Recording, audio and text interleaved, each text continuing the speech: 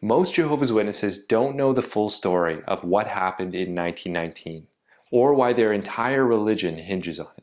This isn't a minor teaching. If 1919 collapses, everything else collapses with it. The governing body's authority, the faithful and discreet slave doctrine, and the organization's claim to be God's only channel. Today, I'll walk you through the logic, the circular reasoning, and why this is the weak point of the entire religion. And once you hear the logic behind 1919, it's hard to look at the governing body the same way ever again.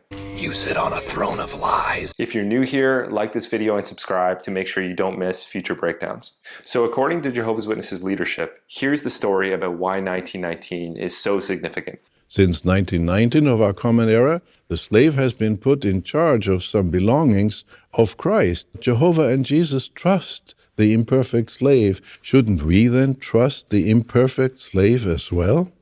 No! No! When this governing body member says slave, he means the faithful and discreet slave that Jesus mentions in a parable in Matthew 24. Now, nearly 2,000 years later, the governing body of Jehovah's Witnesses has turned it into a prophecy about themselves. They claim the faithful and discreet slave was appointed over Jesus' domestics in 1919. That slave is the small, composite group of anointed brothers serving at world headquarters during Christ's presence, who are directly involved in preparing and dispensing spiritual food. When this group work together as the governing body, they act as the faithful and discreet slave. So the Jehovah's Witness leadership, the governing body, claims that they are the faithful and discreet slave mentioned in Matthew 24, and that they were appointed in 1919. Now they say that the chain of command is Jehovah, Jesus, and then the faithful slave. And apparently, regular Jehovah's Witnesses can't understand the Bible without the faithful and discreet slave. Now, that's not my opinion. That's what their leadership says. To quote a 2016 Watchtower, some may feel that they can interpret the Bible on their own. However, Jesus has appointed the faithful slave to be the only channel for dispensing spiritual food. Since 1919, the glorified Jesus Christ has been using that slave to help his followers understand God's own book and heed its directives. So when you think about it, the entire authority of the organization hangs on one claim, that Jesus chose the Watchtower Society in 1919, which raises the obvious question, why 1919? I'll give you the short version because the long version is honestly pretty tedious to get through. One eternity later. Jehovah's Witnesses expected the world to end in 1914. Now that didn't happen, so they pivoted and instead began to claim that Jesus began ruling from heaven in 1914. Everything to do with 1914 is based on a web of elaborate interpretations that's honestly fundamentally flawed, but that's a topic for a whole other day. Either way, the starting point is 1914.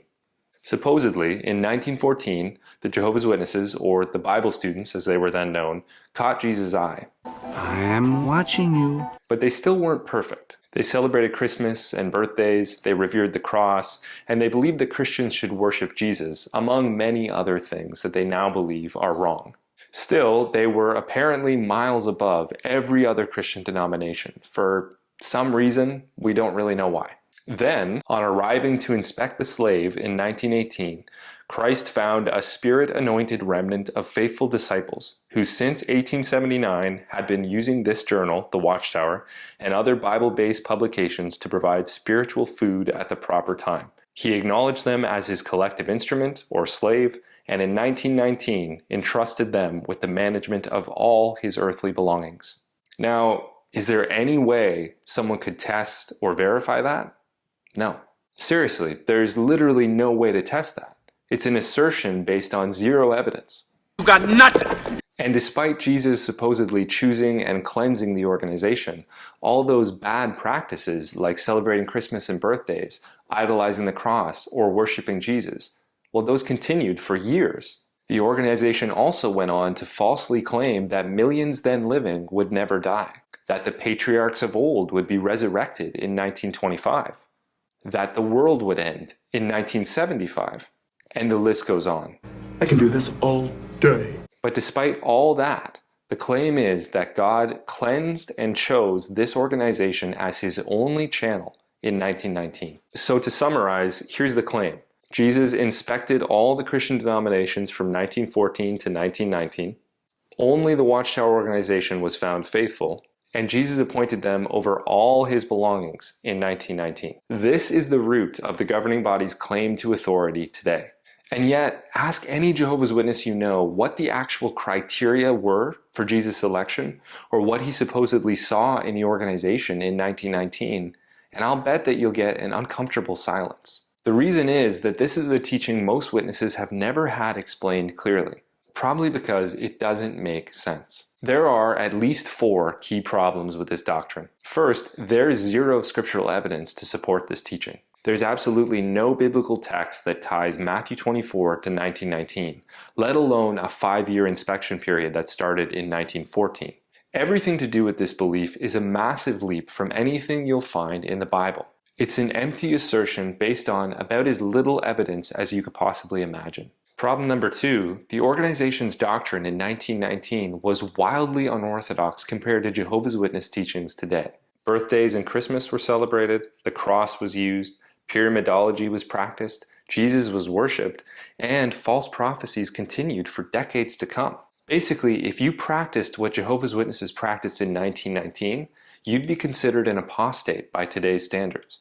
But for some reason, God supposedly chose this organization to be his only channel out of every other Christian denomination. Problem number 3, this entire doctrine is based on circular reasoning. Here's the logic from the governing body's position. Our authority is valid because Jesus chose us in 1919.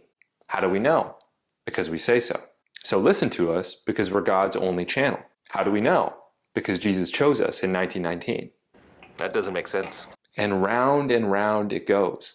That's literally the entire argument for 1919. It's a self-authenticating claim. They point to 1919 to justify their authority, and then they use their authority to prove 1919. Logically, it just doesn't work. Finally, leading up to 19 and after 19, there have been constant doctrinal flip-flops. Not only have they rewritten the entire interpretation of the faithful slave multiple times, but they've made several prophecies that have failed, and they continue to change doctrines, both big and small, every year. The bottom line is this. If you're a Jehovah's Witness, then you can't reasonably expect anyone to be convinced by this teaching. No matter how you look at it, the argument is weak. But if you're a Jehovah's Witness, you have to believe this. Why does this matter so much? Because if there's no 1919 appointment by Jesus, the governing body's authority evaporates.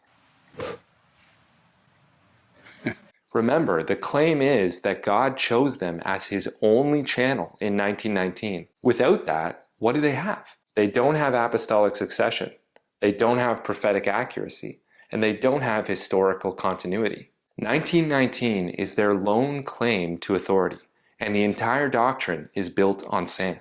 Still, it's this doctrine that props up the entire structure of Jehovah's Witnesses, even if many witnesses don't realize it.